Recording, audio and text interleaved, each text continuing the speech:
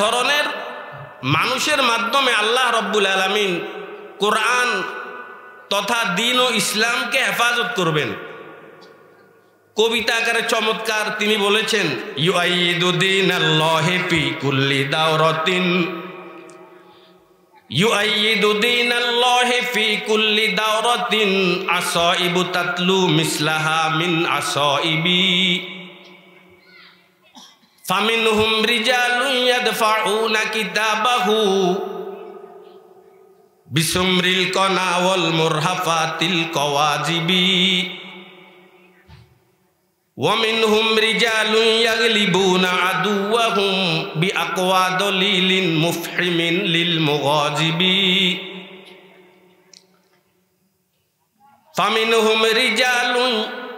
ফামিনহুম রিজালুম বায়্যানু শারআ রাব্বিনা ওয়া মা কানা ফীহি মিন হারামিন ওয়া ওয়াজিবি, ওয়ামিনহুম রিজালুম বায়্যানু ওয়ামিনহুম রিজালুম বিল হাদিসে তাওয়াল্লাউ ওয়া মা কানা ফীহি মিন সহিহিন ওয়া যাহিবি, ওয়ামিনহুম রিজালুম মুখলিসুনা লিরাব্বিহিম বিআনফুসিহিম কুযবুল বিলাদিল আজাদিবি, ওয়ামিনহুম রিজালুন ইউহতাদা বিইযাতিহিম কিয়ামুন ইলা দীনিম মিনাল্লাহি ওয়াসিবি, ওয়ামিনহুম রিজালুন ইয়াদরুসুনা কিতাবাহু বিতাজউইদিন ওয়া তারতিলিন ওয়া হিফজি মারাতিবি, ওয়ামিনহুম রিজালুন ফাসসারুহু বিইলমিহিম ওয়া হুম আল্লামুনা মা বিহি মিন গরাইবি,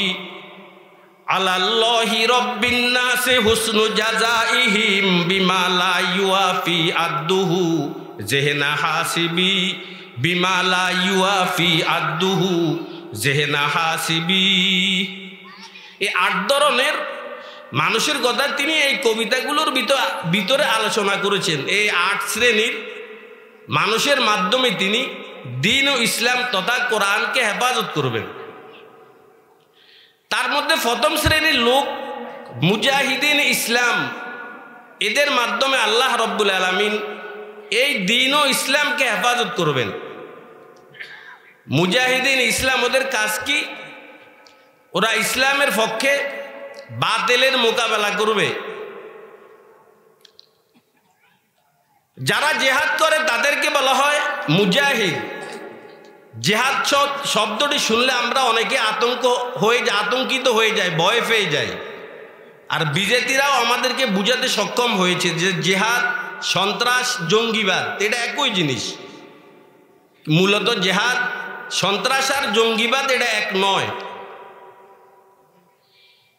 কিছু নিয়ম নীতি মেনে যারা যুদ্ধ করে ওই যুদ্ধকে বলা হয় জেহাদ, আর যারা এই জেহাদ পরিচালনা করে তাদেরকে বলা হয় মুজাহিদিন ইসলাম। নিয়ম নীতি ছাড়া যারা যুদ্ধ করে এই যুদ্ধকে বলা হয় ত্রাস কিংবা সন্ত্রাস, আর যারা এই যুদ্ধ পরিচালনা করে তাদেরকে বলা হয় সন্ত্রাসী। জনাব রাসূলুল্লাহ সাল্লাল্লাহু আলাইহি ওয়াসাল্লামের 53 বছরের বাসস্থান মাতৃভূমি। মাতৃভূমি ত্যাগ করা এটা কত বড় কঠিন কাজ। যারা জীবনে একবারের জন্য হলেও বিদেশ পাড়ি দিয়েছেন আপনারা কিছুটা আঁচ করতে পারবেন। 53 বছরের মাতৃভূমি নবী করিম সাল্লাল্লাহু আলাইহি ওয়াসাল্লাম ত্যাগ করে মদিনায় চলে গেলেন। কয়েক বছর অতিবাহিত হওয়ার পর 1400 সাহাবীকে নিয়ে মাতৃভূমির জিয়ারত এবং বাইতুল্লাহ তাওয়াফের উদ্দেশ্যে 337 মাইল পাড়ি দিয়ে মক্কার কাছাকাছি হুদায়বিয়া নামক স্থানে এসে নবীজি পৌঁছেছেন। ওরা খবর পেয়েছে, খবর পেয়ে তারা ঢুকতে দেন নাই। নবী করিম সাল্লাল্লাহু আলাইহি ওয়াসাল্লাম অত্যন্ত আফসোসের সাথে ভারাক্রান্ত হৃদয় নিয়ে আবার হুদায়বিয়া থেকে মদিনায় চলে আসলেন। 8 বছর পর 10,000 মুজাহিদিন ইসলামকে নিয়ে নবী করিম সাল্লাল্লাহু আলাইহি ওয়াসাল্লাম বিজয় বেশে যখন মক্কাতে প্রবেশ করেছেন, কাফেরেরা খবর পেয়ে অনেকগুলো পালিয়ে চলে গেল, কিছু মোকাবেলার জন্য এগিয়ে এসেছে প্রায় 70 জন। এরা 70 জন সকল কাফেরকে মুসলমানেরা জাহান্নামে পৌঁছিয়ে দিয়েছেন, একজনও বেঁচে যেতে পারে নাই। কিন্তু জনাবে মুহাম্মদুর রাসূলুল্লাহ সাল্লাল্লাহু আলাইহি ওয়াসাল্লাম একবারে মক্কার দ্বার প্রান্তে এসে 10,000 সাহাবীকে নিয়ে সংক্ষিপ্ত আকারে একটি বক্তৃতা দিলেন। আমার সাহাবীরা, বুড়ে বুড়িকে হত্যা করা যাবে না, ল্যাংড়া লুলা মা দুর্বিকলাঙ্গ অসুস্থ ব্যক্তিকে হত্যা করা যাবে না,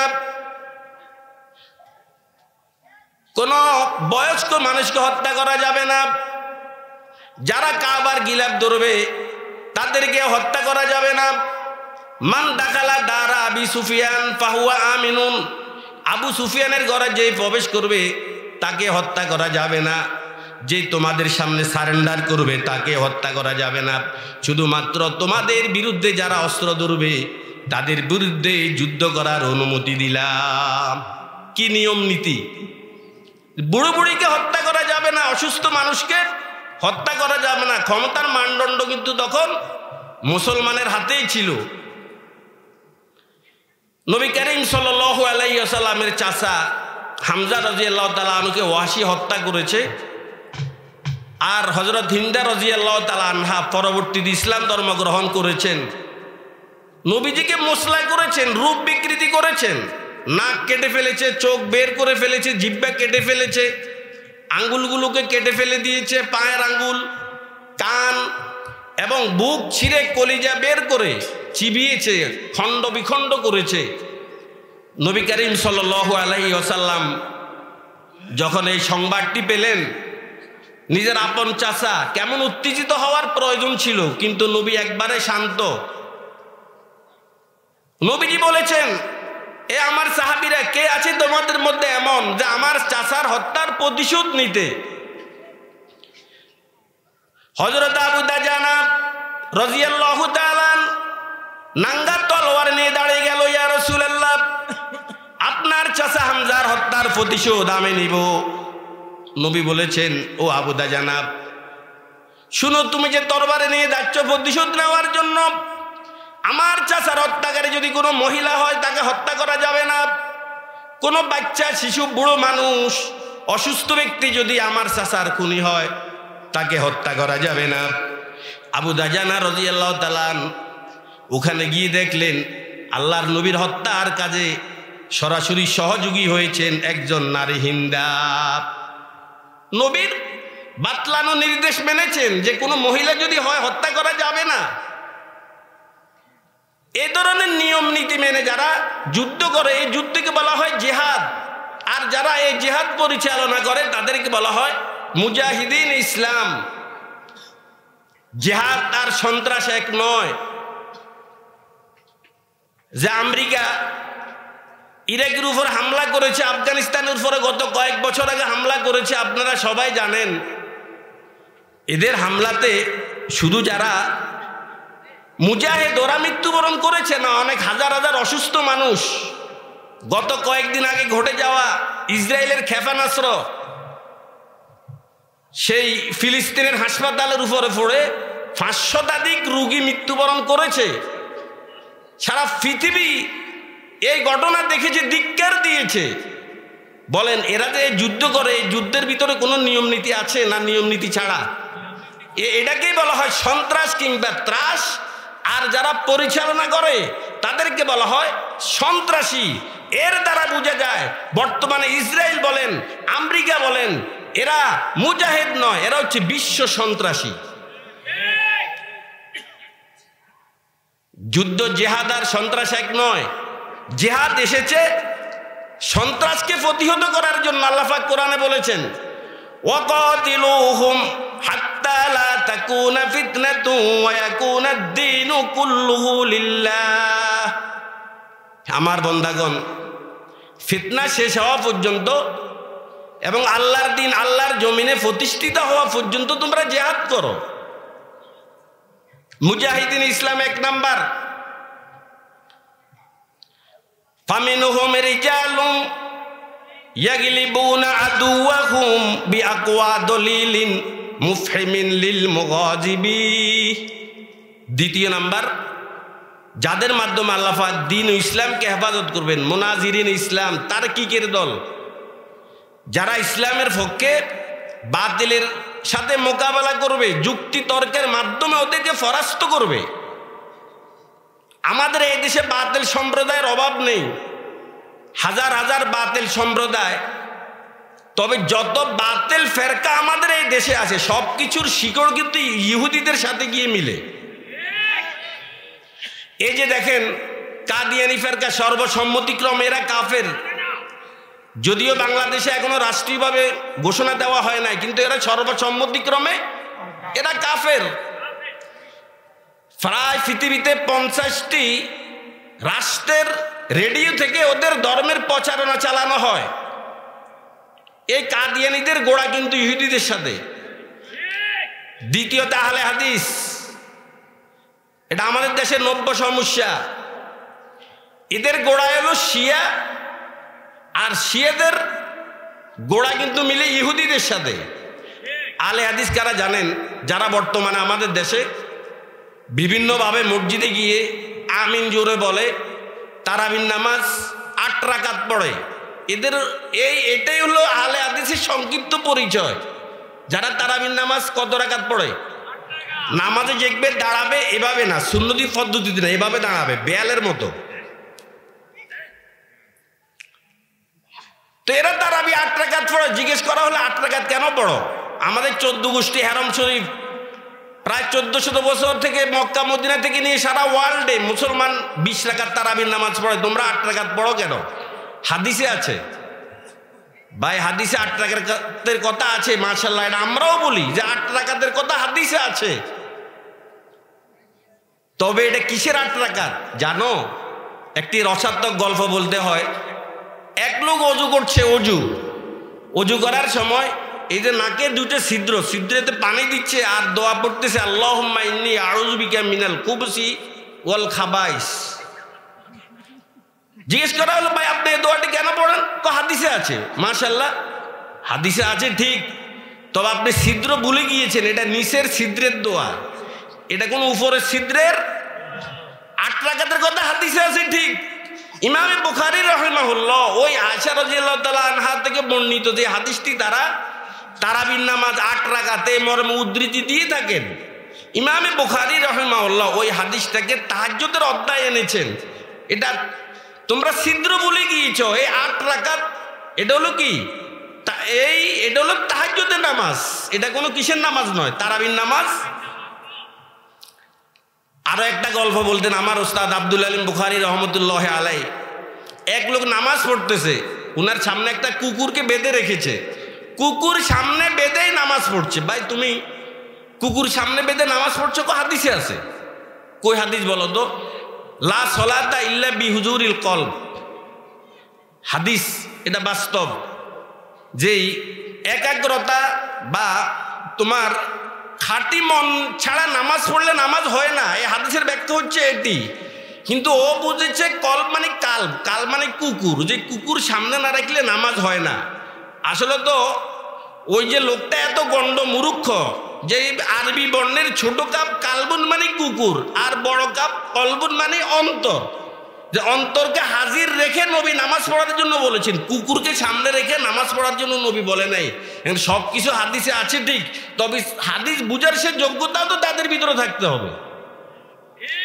মুনাজিরিন ইসলাম, আমাদের বড় বড় আকাবির ইমাম আজম আবু হানিফা রহিমাহুল্লাহ, শাহদাউল্লাহ বুখারী রহিমাহুল্লাহ, বর্তমান আমাদের তারজুমান আহলে সুন্নাহ আল্লামা নুরুল ইসলাম অলিপুরি রহিমাহুল্লাহ, চট্টগ্রামের আজিজুল হক দামাত বারকাত, অলিউল নুরুল ইসলাম অলিপুরি দামাত বারকাতুহুম, আজিজুল হক, এভাবে বাংলাদেশে আরো হাজার হাজার ওলামা একরাম একেবারে পৃথিবীর প্রথম থেকে ওরা মোনাজেরার মাধ্যমে, যুক্তি তর্কের মাধ্যমে কাফের বাতিলের সঙ্গে মোকাবেলা করেছেন।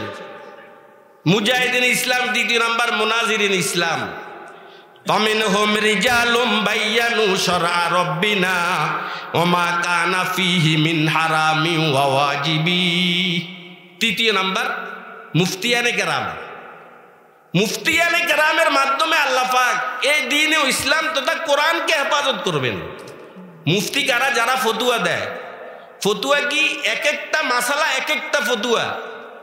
2 রাকাত নামাজে 60টি মাসালা, মানে 2 রাকাত নামাজে 60টি ফতুয়া।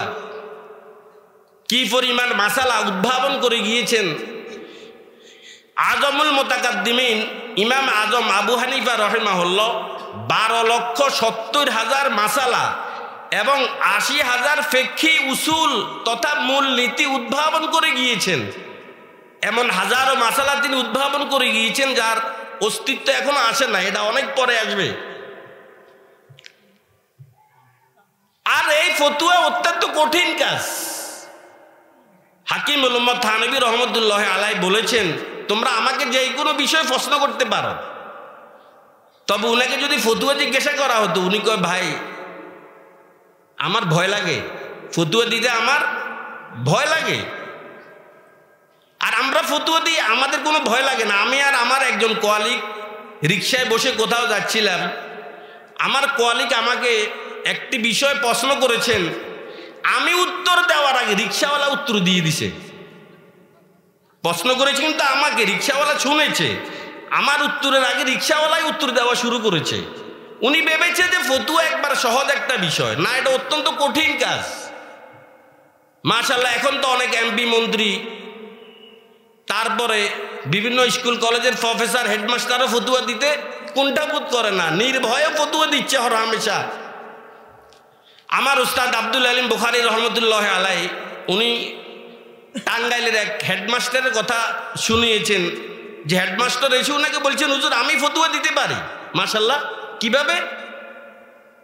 তো আমাদের পার্শ্ববর্তী এলাকার কলেজের প্রফেসর একদিন ওনার স্ত্রীকে মা বলে ফেলেছে। মা কি বলেছে? আচ্ছা, মা বলার পরে কি স্ত্রী থাকে? মা বলে ফেলেছে। এখন স্ত্রী ভেবেছে আমি তো ওর আর মা না, সুতরাং এটা তালাকে পায় না বলে আমি ওর থেকে বিচ্ছেদ হয়ে গেলাম, এ আর আমার স্বামী হতে পারে না। স্বামী স্ত্রীর ভিতরে এখন অনেক কি দ্বন্দ্ব হচ্ছে, দূরত্ব হয়ে গেছে। এখন হেডমাস্টার যে ওই কলেজের প্রফেসরে শুনেছে এই ঘটনাটি, প্রফেসর হেডমাস্টার বাড়িতে এসে ও বউটাকে ডেকেছে, কি হয়েছে তোমার? তো আমার স্বামী আমাকে মা বলেছে। তো সমস্যা কি? তুমি ওকে আব্বু বলো। ও তো তোমাকে মা বলে ফেললে, তুমি ওকে আব্বু বলো। তো আব্বু বলে ফেলেছে, শেষ, বাস। ও তোমাকে মা বলেছে আর তুমি ওকে আব্বু বলে ফেলেছো, তিলকা বতিলকা সমান সমান হয়ে গেছে। দেখছেন কিভাবে সমাধান দিচ্ছে, এত সহজ। খলিফাতুল মুসলিমিন বাচ্চা হারুনুর রশিদের একজন মন্ত্রী, উনার অত্যন্ত ফরমা সুন্দরী স্ত্রীকে নিয়ে পূর্ণিমার রজনীতে চা খাচ্ছিল উনার স্ত্রীকে নিয়ে খোলা এক জায়গায় বসে বসে। চা খাওয়ার এক পর্যায়ে বাচ্চা হারুনের মন্ত্রী উনার স্ত্রীকে বলে ফেলেছে যে তুমি চাঁদের চেয়েও বেশি সুন্দরী। স্ত্রী বলেছে, না, আমি সুন্দরী হতে পারি, তবে চাঁদের চেয়েও বেশি সুন্দরী আমি হতে পারি না। খেপে গেল, যদি তাই হয় যাও, তাহলে আমি তোমাকে তালাক দিয়ে দিলাম। যদি তুমি চাঁদের চেয়েও বেশি সুন্দরী না হও তাহলে তুমি তালাক।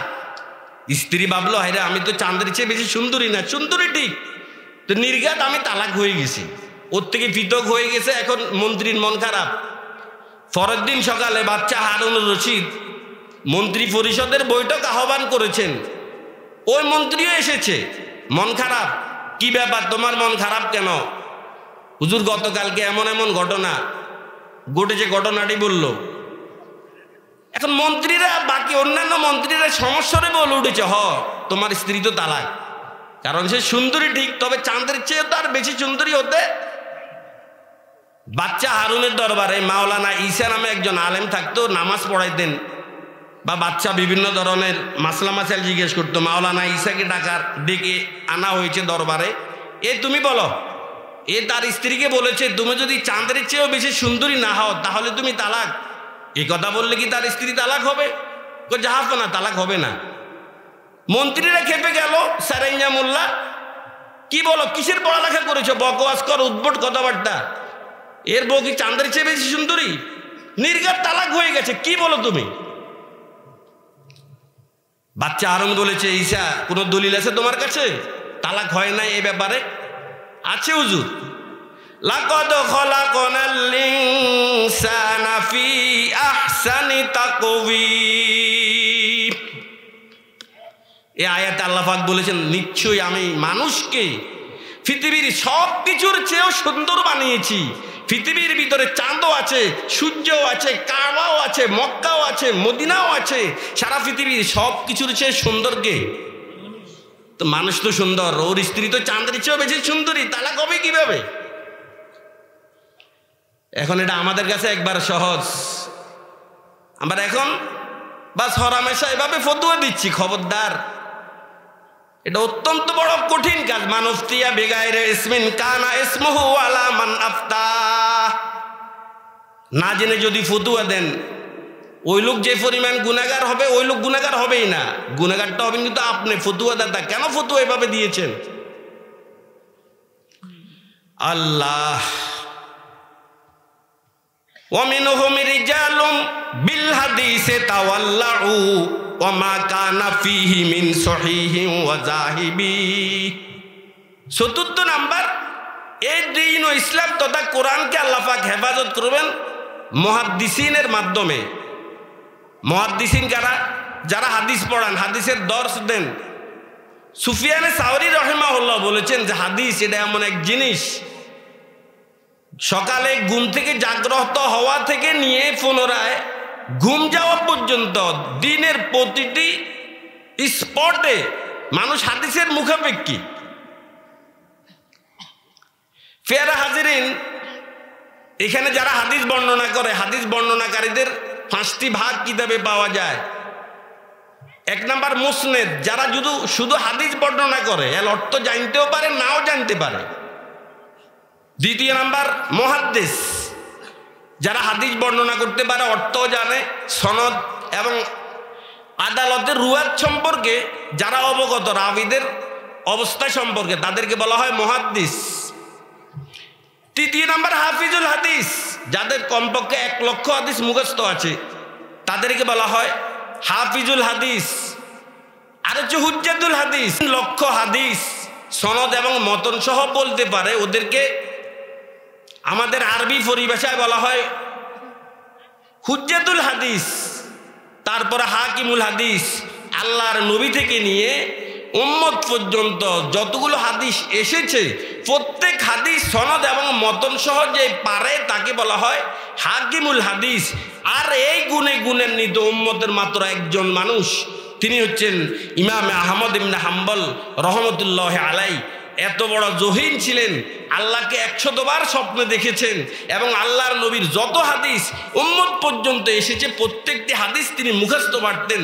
বুখারী শরীফের কালজয়ী ব্যাখ্যাগ্রন্থ ফাথুল বারীর রচয়িতা হাফেজ ইবনে হজর আল আসকলানি রহমতুল্লাহ আলাইহি 10 লক্ষ হাদিসের হাফেজ ছিলেন। হাদিস মানে, হাদিস বলতে আমরা হাদিসের কয়েকটি কিতাবের নাম জানি। বুখারী শরীফ, মুসলিম শরীফ, নাসাই শরীফ, তিরমিজি শরীফ, আবু দাউদ শরীফ, ইবনে মাজাহ, মুয়াত্তাইন, মুয়াত্তা মালিক, মুয়াত্তা মুহাম্মদ, তহাবি শরীফ, এই 9টা কিতাবের নাম আমরা কিন্তু জানি। এর বাহিরেও আরো হাদিসের অনেক কিতাব আছে। কিন্তু হাফেজ ইমাদউদ্দিন ইবনে কাসির রহমতুল্লাহ আলাইহি রচিত হাদিসের কিতাব জামিউল মাসারিদ ওয়াস সুনান, 38 খণ্ডের হাদিসের কিতাব। ইমামে বুখারী রহমতুল্লাহ আলাইহির উস্তাদ ইমাম আবু বকর ইবনে আবি শাইবা রহমতুল্লাহ আলাইহি রচিত হাদিসের কিতাব আল মুসান্নাফ 30 খণ্ডের। ইমামে আবু দাউদ রহমতুল্লাহ আলাইহির উস্তাদ ইমাম শাফি রহমতুল্লাহ আলাইহির ছাত্র ইমাম আহমদ ইবনে হাম্বল রহমতুল্লাহ আলাইহির রচিত হাদিসের কিতাব আল মুসনাদ 20 খণ্ডের। তারপরে শায়েখ আলী আল মুত্তাকি রহমতুল্লাহ আলাইহি রচিত হাদিসের কিতাব কানজুল উম্মাল 18 খণ্ডের। ইমাম বাইহাকি রহমতুল্লাহ আলাইহি কর্তৃক রচিত হাদিসের কিতাব জামি মাজমাউল আসার, মারফাতুল সুনান ওয়াল আসার, 18 খণ্ডের হাদিসের বহুত বড় একটি কিতাব। হাফেজ নুরউদ্দিন আল হাইসামি রহমতুল্লাহ আলাইহির লিখিত হাদিসের কিতাব মাজমাউল জাওয়ায়েদ 15 খণ্ডের ইমাম বাইহাকি রহমতুল্লাহ লিখিত হাদিসের আরও একটি কিতাব আস-সুনানুল কুবরা, এটাও 10 খণ্ডের ইমাম ইবনে হিব্বান রহমতুল্লাহ আলাইহি লিখিত হাদিসের কিতাব আস-সহিহ ইবনে হিব্বান 7 খণ্ডের। অনেক হাদিসের কিতাব আমাদের জানার বাইরে আরও রয়ে গেছে। এই হাদিসগুলো যারা বর্ণনা করে তাদেরকে বলা হয় মুহাদ্দিসিন। এই মুহাদ্দিসিনদের মাধ্যমে আল্লাহ পাক দ্বীন ও ইসলাম তথা কোরআনকে হেফাজত করবেন। ফামিনহুম রিজালুম মুখলিসুনা লিরাব্বিহিম বিআনফুসিহিম খুজবুল বিলাদিল্লা জাদিবি। ফিরের মাধ্যমে, হক্কানি ফিরের মাধ্যমে আল্লাহ পাক এই দ্বীন ও ইসলাম তথা কোরআনকে হেফাজত করবেন। ফিরের নাম শুনলে তো আমাদের এক শ্রেণীর লোক আছে গায়ে চুলকান শুরু হয় যে হুজুর ফিরের কথা কি কোরআনে আছে? আরে ভাই, ফির কোরআনে থাকবে কেন? ফির তো এটা ফার্সি শব্দ। কোরআন কি ফার্সি ভাষায় না আরবি ভাষায়? এটা কোরআনে থাকবে কেন? কিন্তু তার প্রতিশব্দ কোরআনে আছে, মোরশেদ। যদি ফির কোরআনে নাই থেকে থাকে এই জন্য ফির মানবেন না, তাহলে নামাজ এই কথাটা কি কোরআনে আছে? 30 পারা কোরআনের কোথাও নামাজ শব্দটি কেউ দেখাতে পারবে? নামাজ না, নামাজের প্রতিশব্দ সলাৎ। তারপরে রোজা, এটা কি 30 পারা কোরআনে কোথাও কেউ দেখাইতে পারবে? না, সিয়াম শব্দটি আছে। তো ফির এটা কোরআনে থাকবে কেন? নামাজ যেমনি ভাবে কোরআনে নাই তার প্রতিশব্দ আছে, রোজা কোরআনে নাই রোজার প্রতিশব্দ আছে। ওই রোজা আর নামাজ যেমনি ভাবে মানেন, ফির কোরআনে নাই কিন্তু ফিরের প্রতিশব্দ কোরআনে আছে, ওটা মানতে আপনার সমস্যা কি? হক্কানি পীরের মাধ্যমে আল্লাহ পাক দ্বীন ইসলাম তথা কোরআনকে হেফাজত করবেন। হক্কানি পীর কারা, তাদের চিনার আলামত কি? ইমামুল হিন্দ শাহ মুহাদ্দিস দেহলভী রাহিমাহুল্লাহ 12টি আলামতের কথা লিখেছেন আল কৌলুল জামিল নামক কিতাবে। 12টি আলামত। নাম্বার 1, হক্কানি পীর এরা যেহেতু আল্লাহর নবীর প্রতিনিধি, নবীজির প্রতিনিধিত্ব করবেন, এই জন্য নবী যে মিশন নিয়ে দুনিয়াতে এসেছেন, নবীর গুণে তারা গুণান্বিত হইতে হবে। এই দিক দিয়ে ওয়াল্লাযী বাসা ফিল উম্মিয়িনা রাসূলাম মিনহুম ইয়াতলু আলাইহিম আয়াতিক ওয়া ইউআল্লিমুহুমুল কিতাবা ওয়াল হিকমাতা ওয়া ইউযাক্কিহিম ইন্নাকা আনতাল আজিজুল হাকীম। হক্কানি পীরের 1 নম্বর আলামত যে সহি শুদ্ধভাবে কোরআন তেলাওয়াত করতে জানে। বাংলাদেশে এমন হাজারো পীর আছে কোরআন জীবনে দেখেও নাই, থাকতো সহি শুদ্ধভাবে তেলাওয়াত করবে। 2 নাম্বার, কোরআন বুঝতে হবে কি পরিমাণ। কোরআনের সহজ এবং সংক্ষিপ্তম তফসিরে জালালাইন এটা নিজে বুঝতে হবে এবং অন্যকে বুঝাইতে সক্ষম হইতে হবে। 3 নাম্বার, ওয়াল হিকমা, হিকমা মানে হাদিস, হাদিস বুঝতে হবে কি পরিমাণ। হাদিসের সহজ এবং সংক্ষিপ্তম কিতাব মেশকাত শরীফ এটা সে নিজে বুঝতে হবে এবং অন্যকে বুঝানোর সক্ষমতা তার ভিতরে থাকতে হবে। 4 নাম্বার, মাসলা মাসাইল বুঝতে হবে কি পরিমাণ। হানফি মাযহাবের গ্রহণযোগ্য কিতাব হেদায়া, এই হেদায়া বুঝতে হবে এবং অন্যকে বুঝানোর সক্ষমতা তার ভিতরে থাকতে হবে। 5 নাম্বার, একজন হক্কানি পীরের কাছে মুরিদ হয়ে উনার থেকে সবক নিয়ে আত্মশুদ্ধি করতে হবে এবং উনাকে তিনি খেলাফত দিতে হবে এবং যে পীর উনাকে খেলাফত দিবে ওই পীরের সিলসিলার নবী পর্যন্ত বুঝতে হবে। আমাদের দেশে যত পীর দেখেন, ধর্ম ব্যবসায়ী, গদিনিসীন পীর, বাপ পীর ছিল এই জন্য উনি পীর, এই সিলসিলা কিন্তু নবী পর্যন্ত যায় না। আলহামদুলিল্লাহ, আমরা যে সমস্ত হক্কানি ওলামা ইকরামের হাতে বয়াত হয়েছি, আমার শাইখ ও মুর্শিদ আল্লামা শাইখুল হাদিস আল্লামা রফিকুল্লাহ দামাত বারকাতুহুম, উনার শাইখ ওলামা বাজারে সাইদ আহমদ রহমতুল্লাহ আলাই, উনার শাইখ হাফিজ হুজুর রহমতুল্লাহ আলাই, উনার শাইখ হাকিমুল উম্মত মুজাদ্দিদ মিল্লাত থানবী রহিমাহুল্লাহ, উনার শাইখ হাজি আমদাদুল্লাহ মুহাজিরে মুক্কি রহিমাহুল্লাহ, উনার শাইখ আল্লামা নূর মোহাম্মদ জানজানবী রহমতুল্লাহ আলাই, উনার শাইখ আল্লামা আব্দুর রহিম রহমতুল্লাহ আলাই, উনার শাইখ আব্দুল হাদি, উনার শাইখ আব্দুল বারি, উনার শাইখ আজদুদ্দিন, উনার শাইখ মুক্কি ওলি রহমতুল্লাহ আলাই। এভাবে কবিতাকার চমৎকার আমার ওস্তাদে বলেছেন, হাম হাকিমুল উম্মতে খৈরিল ওয়ারা কুদ বেহুদা দস্তেগিরা ইয়ানি মুর্শিদ থানবী। বাহরে এমদাদ বনুরো হজরতে আব্দুর রহিম আব্দে বারি আব্দে হাদি আজদে দি মক্কি ওলি हम मोहम्मदी मुहिब्बुल्लाह शाह बुसाईद हम निजामुद्दी जलालो अब्दे कुद्दूस अहमदी हम मोहम्मद आरिफ हम अब्दे हक शेख जलाल शमसदी तुर्की अलाउद्दी फरीदे जुदरी कुतुबे दीनो हम मुईनुद्दीन उस्मानो शरीफ हम बमौदूदो अबू यूसुफ मोहम्मद अहमदी बूसाहा को हम बमशादो हो बैरा नामोर हम हुजैफा वब्ने अदहम हम फुज़ैले मुर्शिदी अब्दे वाहिद हम हसन बसरी अली फ़खरुद्दी अब्दे वाहिद हम हसन बसरी अली फ़खरुद्दी सय्यदुल कौनैन खत्मुल आलमी बुशरा नबी फाके कुन कल्बे मोरातु अस्कायाले गायरे खेश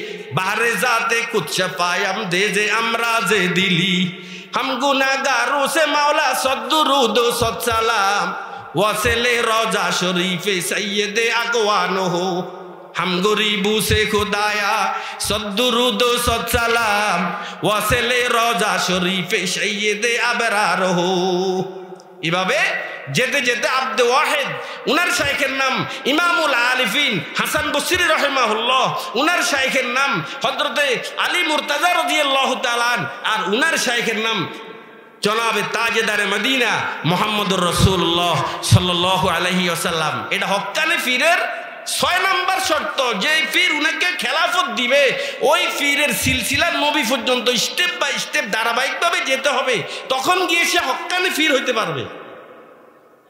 7 নাম্বার সুন্নতের পাবন্দি হইতে হবে। 8 নাম্বার উনার কাছে যারা মুরিদ হবে শতকরা 60% হেদায়েতের উপর আসতে হবে। 9 নাম্বার আমরে বিল মারুফ নাহি আনিল মুনকার করতে হবে। 10 নাম্বার হক্কানি পীরের আলামত যার কাছে আলেম ওলামা মুরিদ হয়। 11 নাম্বার জিনার হাতে মুরিদ হলে দুনিয়ার মহব্বত কমে যাবে, অটোমেটিক আখিরাতের মহব্বত বেড়ে যাবে। 12 নাম্বার জিনার হাতে মুরিদ হলে আল্লাহর কথা স্মরণ পড়ে, জিনের চেহারা দেখলে আল্লাহর কথা স্মরণ পড়ে। আল্লাযিনা ইযা যুকিরাল্লাহ, আমাদের দেশে যারা গদিনিশির ফিট ক্লিন শেভ করে এদের দিকে চেহারার দিকে তাকাইলে আল্লাহর কথা স্মরণ পড়ে না ফেরাউনের কথা স্মরণ পড়ে? ফেরা হাজিরিন, আনোয়ার শাহ খাতেমুল মুহাদ্দিসিন আনোয়ার শাহ কাশ্মীরি রহমতুল্লাহ আলাইহি দেওবন্দের রেল স্টেশনের প্ল্যাটফর্মে দাঁড়িয়ে আছে রেলগাড়ির অপেক্ষায়। বর্তমানে রেল প্ল্যাটফর্ম যেভাবে আলোকসজ্জা, তখন তো এমনটি ছিল না। কয়েকটি খুঁটি ছিল, 2-1টি হারিকেন ঝুলিয়ে রাখতো, মিটমিট করে কোনো মতো জ্বলতো। বড় একটা হিন্দু আনোয়ার শাহ কাশ্মীরি রহমতুল্লাহ আলাইহির ফাঁস দিয়ে যাচ্ছিলেন, হারিকেন ছিল ওনার হাতে। দেখলো কিরে এই লোককে, এভাবে হারিকেন তুলে খাতামুল মুহাদ্দিসিন আনোয়ার শাহ কাশ্মীরি রহমতুল্লাহ আলাইহির চেহারার দিকে তাকিয়েই হারিকেনটাকে নিচে রেখে বলেছেন, মৌলিজি মুঝে মুসলমান বানাইয়ে, মৌলিজি মুঝে মুসলমান বানাইয়ে, হুজুর আমাকে মুসলমান বানান। গোসল করা হয়েছে, উনাকে কালিমা পড়ানো হয়েছে। জিজ্ঞেস করা হলো ওই হিন্দু বড় শেখকে যে উনি তো আপনাকে ইসলামের দাওয়াত দেয় নাই, তাহলে আপনি মুসলমান কিভাবে হলেন? দাওয়াত দেয় নাই ঠিক। তাদেরকে যখন আমি হারিকেনটি তুলে দেখেছি, আসমান থেকে মুষলধারে এই নূর উনার চেহারার উপর অবতীর্ণ হচ্ছে, আর এমন নূরদারি চেহারাওয়ালা ব্যক্তি এটা কখনো বেঈমান হতে পারে না, এটা নিশ্চয় একজন সত্যিকারের ব্যক্তি। এই জন্য আমি উনার হাতে কি করেছি? ইসলাম ধর্ম গ্রহণ করে আল্লাযিনা ইযা যুকিরাল্লাহ ওয়া মিনহুম রিজালুন ইহতাদা বিইযাতিহিম কিয়ামুন ইলা দীনিম মিনাল্লাহি ওয়াসিবি। 7 নাম্বার ওয়াইজিন মুবাল্লিগ, ওদের মাধ্যমে আল্লাহ পাক এই 6 নাম্বার মুবাল্লিগিন ইসলাম, এদের মাধ্যমে আল্লাহ পাক দ্বীনকে হেফাজত করবেন। তাবলিগ যারা করে, যারা মাঠে ময়দানে ওয়াজ করে, আমাদের মুস্তফা আল হুসাইনি রহমতুল্লাহ আলাইহি বলেছেন, এই ওয়াজ নসিহতগুলো যদি না থাকতো তো সকালবেলায় জমিনে ছাগল বেঁধে আসতেন, সন্ধ্যেবেলায় গিয়ে আর পেতেন না, মানুষ আপনার ছাগল খেয়ে ফেলতো। কিন্তু এই ধরনের ওয়াজ নসিহতের কারণে বর্তমানে হালাল হারাম বুঝে মানুষ, এই কারণে ছাগল বেঁধে আসলে বিকেলে গিয়ে কিন্তু আবার পান। অমিনহুম রিজালুই ইয়াদরুসুনা কিতাবাহু বিতাজউইদিন ওয়া তারতিলিন ওয়া হিফজি মারাতিবি। সপ্তম নাম্বার, কারি কুররা যারা কোরআনকে বিশুদ্ধভাবে পড়তে পারে, কারি আব্দুল বাসেত, এইভাবে হাজার হাজার বিশ্বসেরা কারি, এদের মাধ্যমে আল্লাহ পাক দ্বীন ইসলাম তথা কোরআনকে হেফাজত করবেন। ومنهم رجال فسروه بعلمهم وهم علمون ما به من غرائب। মুফাসসিরিন ইসলাম, এদের মাধ্যমে আল্লাহ পাক এই দ্বীনকে হেফাজত করবেন। আলাল্লাহি রব্বিন নাসে হুসনু জাযাইহিম বিমা লা ইউআফি আদদুহু যিহনা হাসিবি। তাহলে 8 ধরনের লোকের মাধ্যমে আল্লাহ পাক এই দ্বীন ইসলাম তথা কোরআনকে হেফাজত করবেন। নাম্বার 1 মুজাহিদিন ইসলাম, দ্বিতীয় নাম্বার মুনাজিরিন ইসলাম, তৃতীয় নাম্বার মুফতিয়ানে ইজাম, চতুর্থ নাম্বার মুহাদ্দিসিনে কেরাম, পঞ্চম নাম্বার যেই কি যেন হক্কানি ফির, ষষ্ঠ নাম্বার ওয়াইজ এবং মুবাল্লিগ, সপ্তম নাম্বার যারা করি, আর অষ্টম নাম্বার মুফাসসিরিন ইসলাম। এদের মাধ্যমে আল্লাহ পাক দ্বীন ও ইসলাম তথা কোরআনকে হেফাজত করবেন। আমি একটা প্রশ্ন করতে চাই, মুফাসসির বলেন, মুহাদ্দিস বলেন, মুফতি বলেন, কারি বলেন, মুনাজির বলেন, এরা কি স্কুল কলেজ ইউনিভার্সিটি আর ভার্সিটিতে তৈরি হয়, না এ ধরনের কওমি মাদ্রাসাতে তৈরি হয়? ফেয়ারা হাজিরিন, আজকে অত্যন্ত আফসোসের সাথে বলতে হয়, এই বাংলাদেশের কিছু নাস্তিক, কুলাঙ্গার, ধর্মদ্রোহী, এরা কওমি মাদ্রাসাকে নিয়ে বিভিন্নভাবে কুচ্ছা রটাচ্ছে। এক সময় কখনো কখনো তারা বলে যে কওমি মাদ্রাসা যারা পড়ে তারা কুশিক্ষিত, তারা ধর্মান্ধ। আবার একটু পরে গিয়ে বলে কওমি মাদ্রাসায় যারা পড়ে ওরা জঙ্গিবাদী। কিছুদিন পরে আবার গিয়ে বলে ওরা ধর্ম ব্যবসায়ী। এভাবে হর হামেশা কওমি মাদ্রাসা এবং ওলামা একরামের বিরুদ্ধে কুচ্ছা রটিয়েই যাচ্ছে। ফেয়ারা হাজিরিন, আপনারা ওলামা একরামের বিরুদ্ধে কুচ্ছা রটান, কিন্তু আল্লাহ পাক কি বলেন ওলামা একরামের ব্যাপারে সেটা তো আপনাদেরকে দেখতে হবে। সূরা ফাতির, ইন্নামা ইয়াখশাল্লাহা মিন ইবাদিহিল উলামা, আল্লাহ পাক বলেছেন ওলামা একরামই একমাত্র আল্লাহকে বেশি ভয় করেন। সূরা তাহার, জাযাউহুম ইনদা রাব্বিহিম জান্নাতুন তাজরি মিন তাহতিহাল আনহারু খালিদিনা ফিহা আবাদা রাদিয়াল্লাহু আনহুম ওয়া রাযু আন যালিকা লিমান খাশিয়া রাব্বাহ। আল্লাহ পাক হযরত আবরারুল হক সাহেব রহমাতুল্লাহ আলাইহি গরিকে রহমত করুন, উনি মাওয়াজে দরদে মোহাব্বত নামে কিতাবে খুব সুন্দরভাবে তাদবিক দিয়েছেন সূরা ফাতির আর সূরা দাহারের এই দুটি আয়াতের মাধ্যমে। এই যে যালিকা লিমান খাশিয়া রাব্বা, যালিকা মানে যালিকাল জান্নাতু ওয়ার রিজাউ লিমান খাশিয়া রাব্বা, এই দুটো আয়াতকে সমন্বয় করে উনি বলেছেন যে এই দুইটি আয়াতকে সমন্বয় করলে প্রতীয়মান হয় যে ওলামা একরাম একমাত্র সর্বপ্রথম বেহেশতে যাবেন।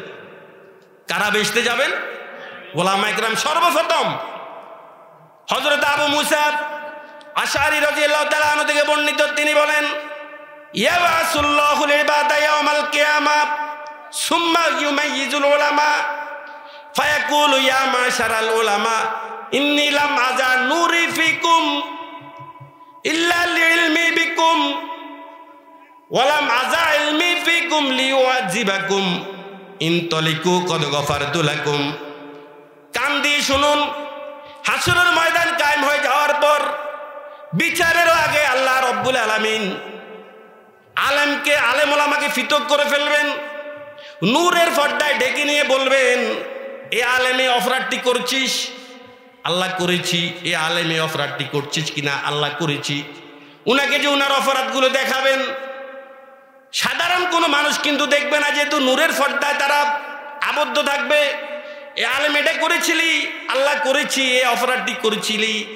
আল্লাহ করেছি। কম্পন সৃষ্টি হয়ে যাবে।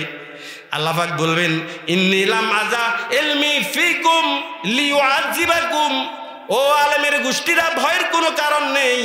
আমি আমার এলেম, আমার একটি সিফাত এলেম তোমাদের ভিতরে এই জন্য দেই নাই যে তোমাদেরকে আমি জাহান্নামে দিব, এই জন্য দেই নাই। ইনতালিকু কদ গফারতু লাকুম, যাও আমি আল্লাহ রব্বুল আলামিন তোমাদেরকে জান্নাত দিয়ে দিলাম।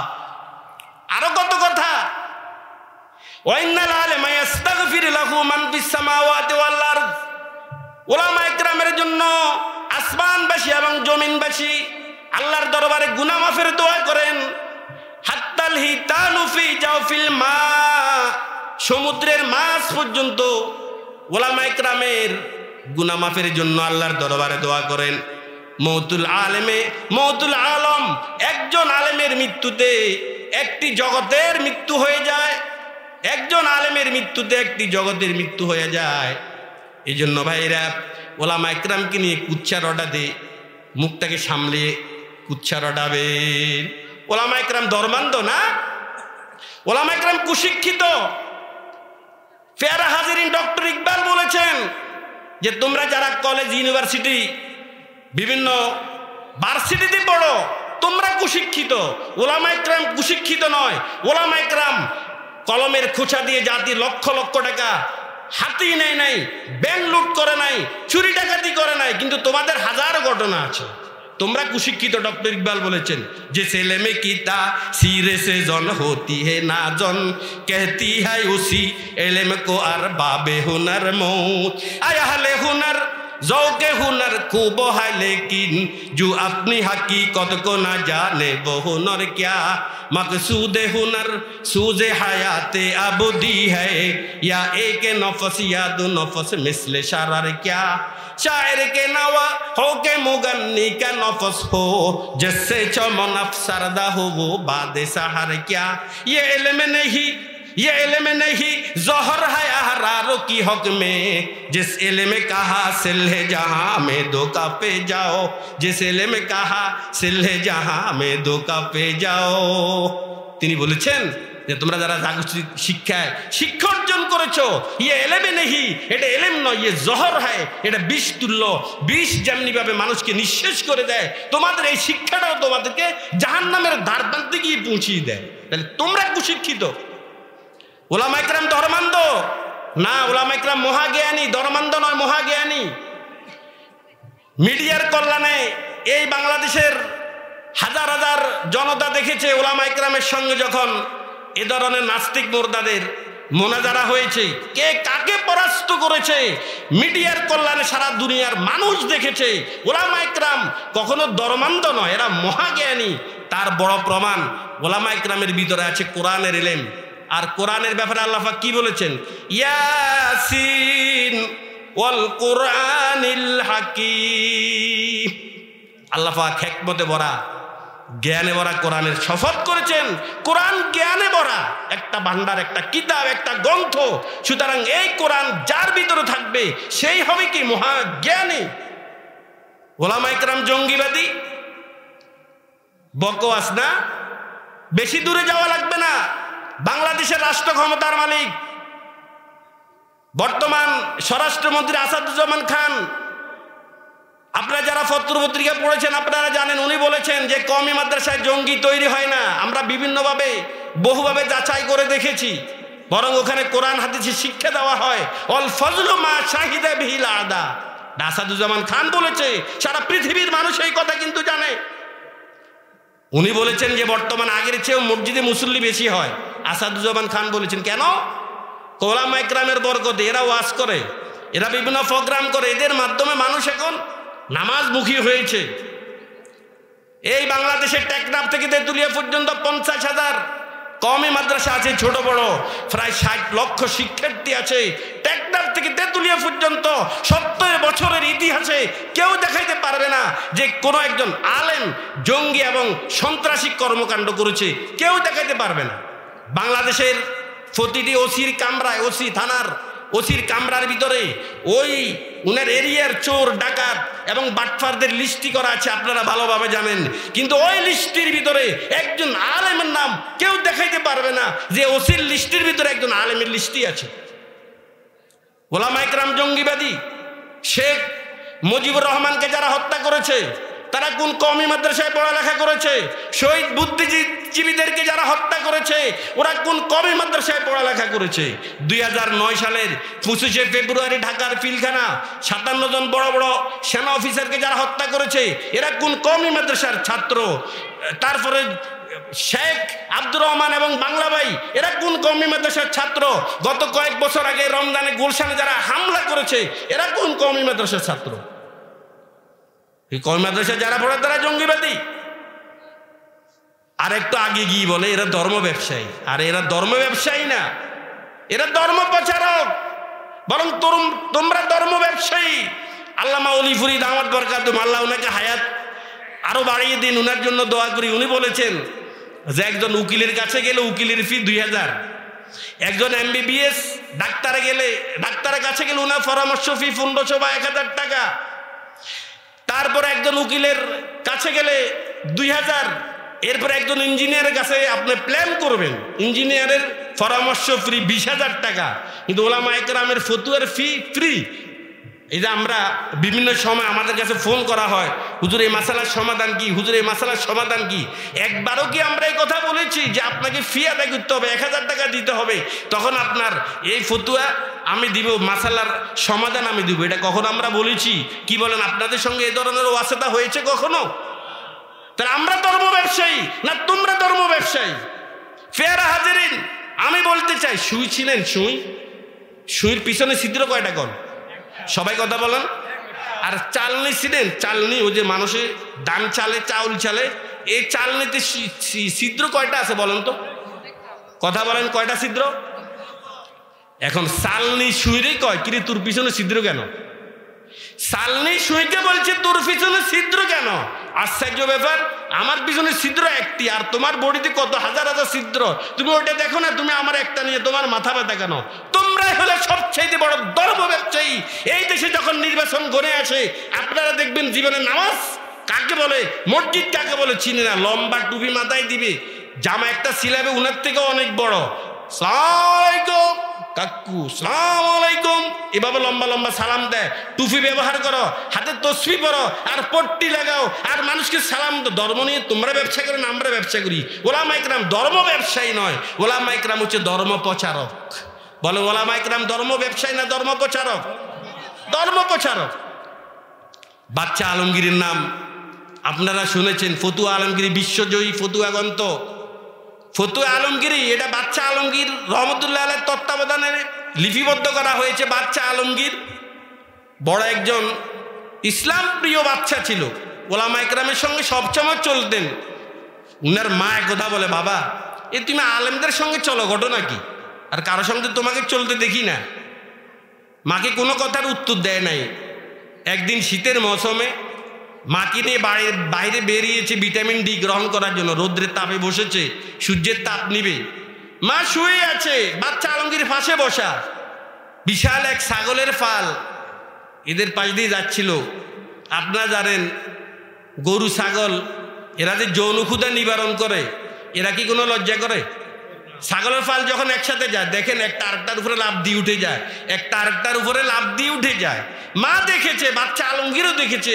বাচ্চা আলমগীর খুব বিনয়ের সাথে বলেছে, মা গো, যদি এই ওলামা ইকরাম দুনিয়ার ভিতরে না থাকতো, দেখেন এই ছাগল যেমনি আরেকটার উপরে এভাবে অফেন লাফিয়ে উঠছে, যদি ওলামা ইকরাম না থাকতো তাহলে মানুষ এ ধরনের হায়াওয়ান জানোয়ার চেয়ে আরো বেশি খারাপ হয়ে যেত।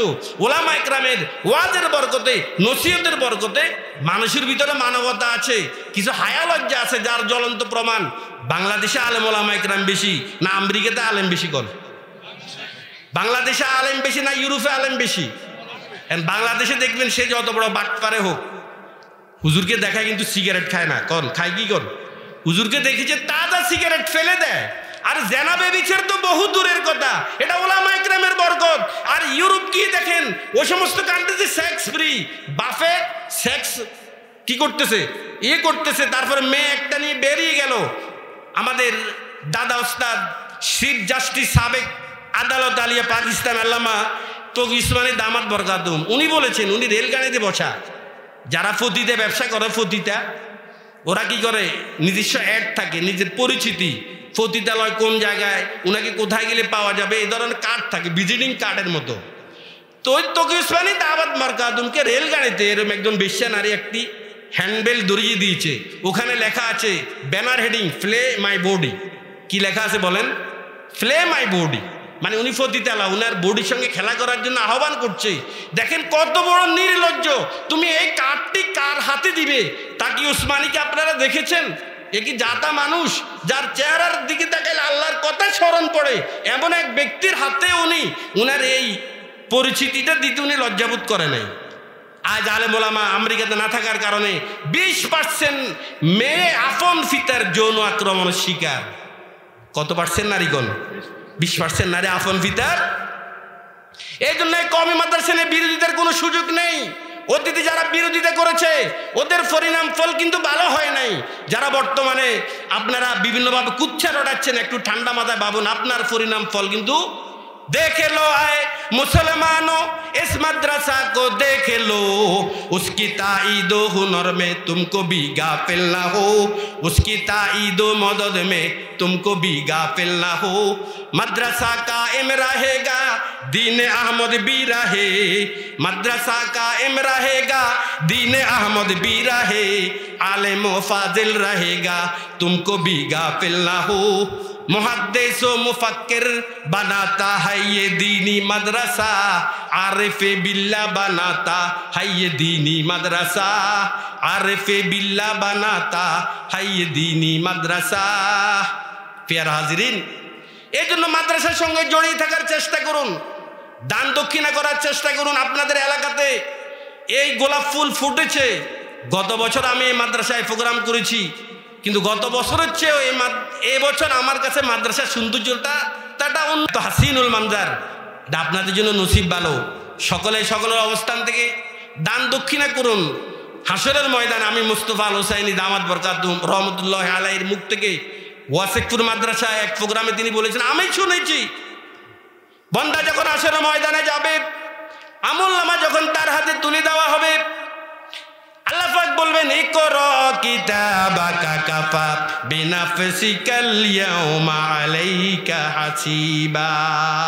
পড়ো তুমি তোমার আমলনামা, আজকে তুমি নিজেই তোমার হিসাব নেওয়ার জন্য যথেষ্ট। বান্দা যখন আমলনামা খুলবে, আমলনামায় দেখতে পাবে বুখারীর খতম, মুসলিম শরীফের খতম, হাজার হাজার কোরআনের খতমের সওয়াব। মানুষ অনেক সময় অতি খুশিতে কান্নাকাটি করে, বন্দার চোখ থেকে পানি পড়তে থাকবে জার জার করে। আল্লাহকে বলবেন, আল্লাহ আমি আবার জীবনে বুখারী শরীফ পড়িও নাই, দেখিও নাই। আয় আল্লাহ, মুসলিম শরীফ কেমন আমি জীবনে দেখি নাই। আল্লাহ আমি ছিলাম গণ্ডমূর্খ, কোরআন জীবনে খুলেও দেখি নাই। কিভাবে আমার আমলনামাতে এভাবে বুখারীর সওয়াব আর মুসলিম শরীফের সওয়াব, হাজার হাজার কোরআনের সওয়াব কিভাবে আমার আমলনামায় আসলো। আল্লাহ পাক তাকে বুঝিয়ে দিবেন, শুনো, তুমি বুখারী শরীফ পড়ো নাই, তুমি মুসলিম শরীফ পড়ো নাই ঠিক, কোরআন শরীফ তুমি পড়ো নাই ঠিক, তবে বুখারী শরীফ যেখানে পড়া হয়, মুসলিম শরীফ যেই কেন্দ্রে পড়া হয়, কোরআনে কারিম যেই কেন্দ্রে পড়া হয়, এমন একটি কেন্দ্র, এমন একটি ঘর তুমি নির্মাণ কাজে সহযোগিতা করেছ।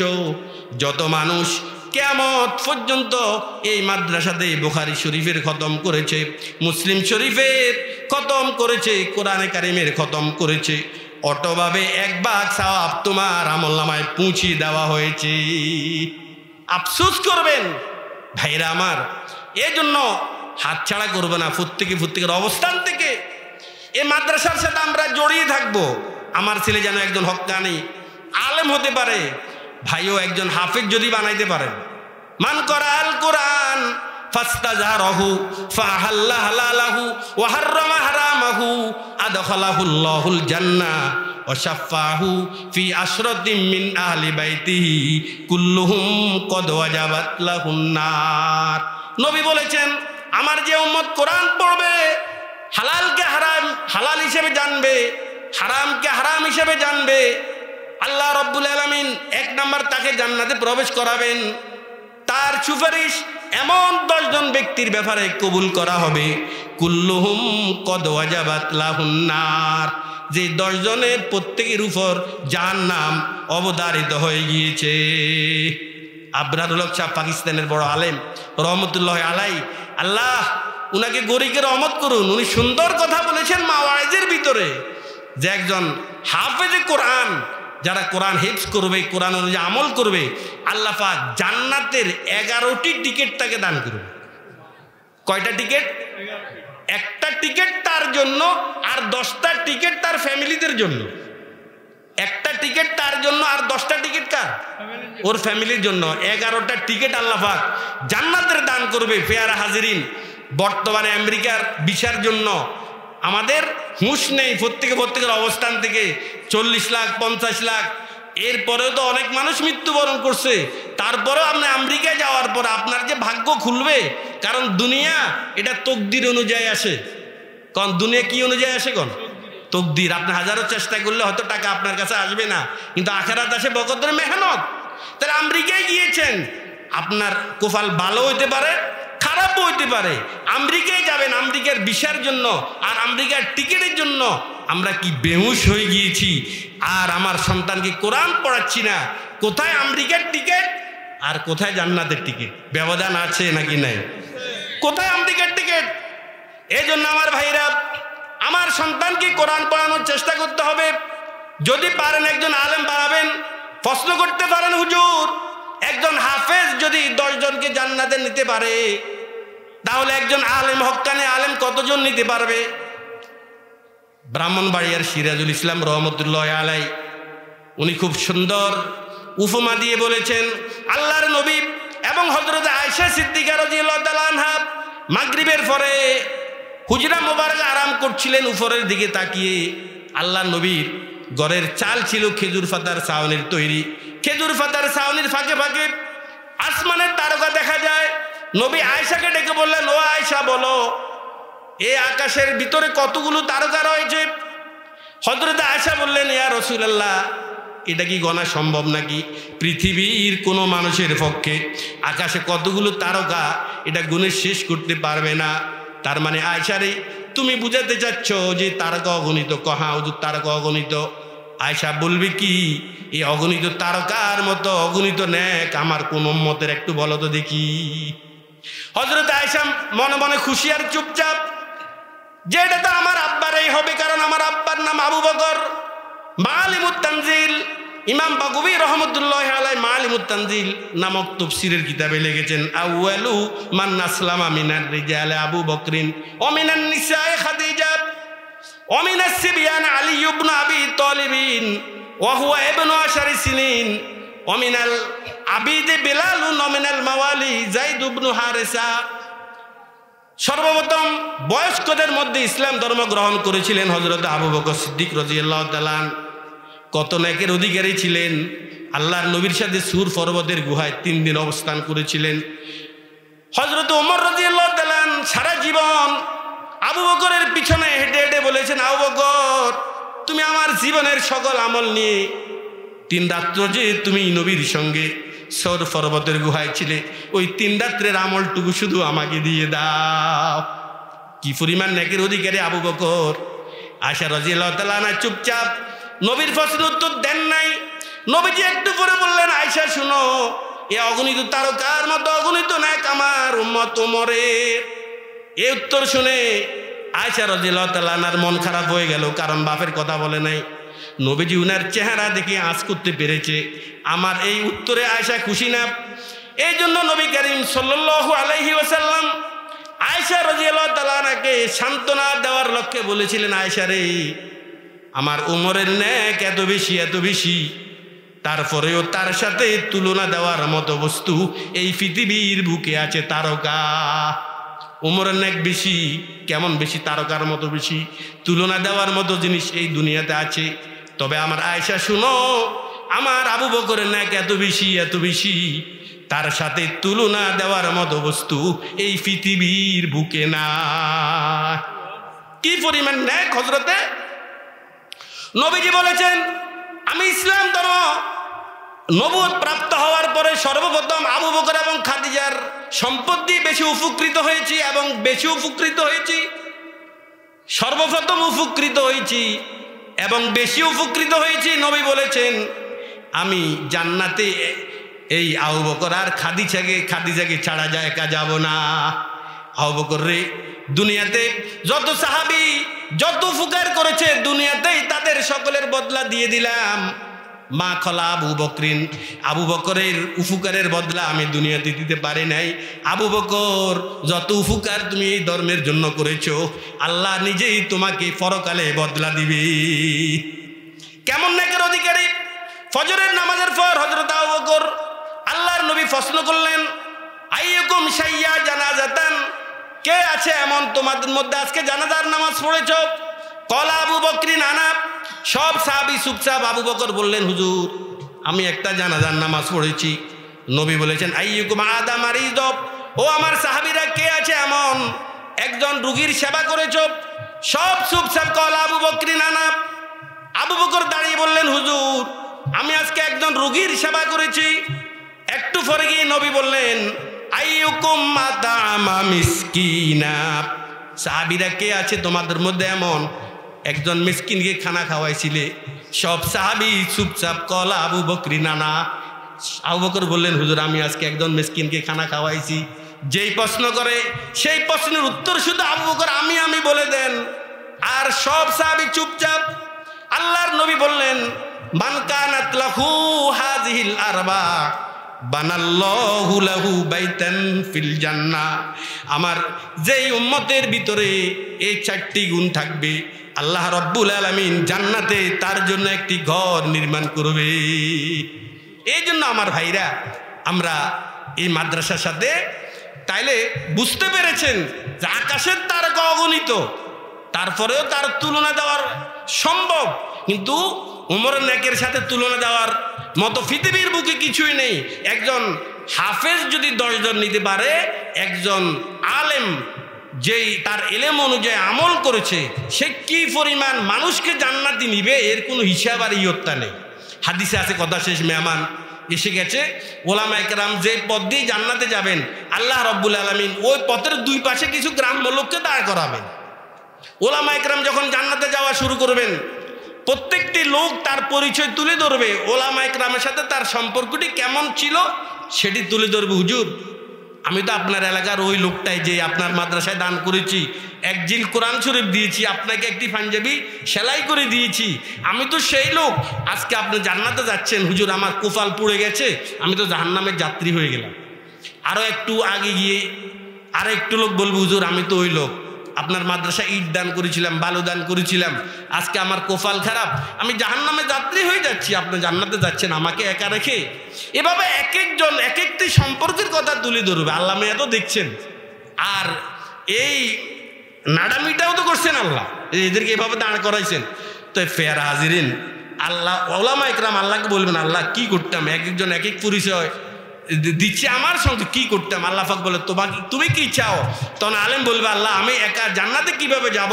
আল্লাহ পাক বলবেন যাকে যাকে জান্নাতে নিতে মনে চায় তুমি তাদেরকে নিয়ে জান্নাতে চলে যাও। এই জন্য আমার ভাইরা সুবর্ণ একটা সুযোগ এসে গেছে, আমাদের এই গোলাপ ফুল ফুটেছে মির্জানগর, আমরা সকলেই সকলের অবস্থান থেকে ইনশাল্লাহ এই মাদ্রাসার প্রতি স্মরণ রাখবো। আমার একবার প্রথম উস্তাদ আপনাদের এই মাঠের পাশে শোয়া ফার্সি ফয়েলি আমি যার কাছে পড়েছি, আমার উস্তাদ আল্লামা তোহা মারহুম, আল্লাহ হুজুর কবরকে জান্নাতের বাগিচা বানিয়ে দেন। কত ছোট্ট একটি প্রতিষ্ঠান এখানে করেছেন, আজ পাও পাও করে এই প্রতিষ্ঠানটি এগিয়ে গেছে।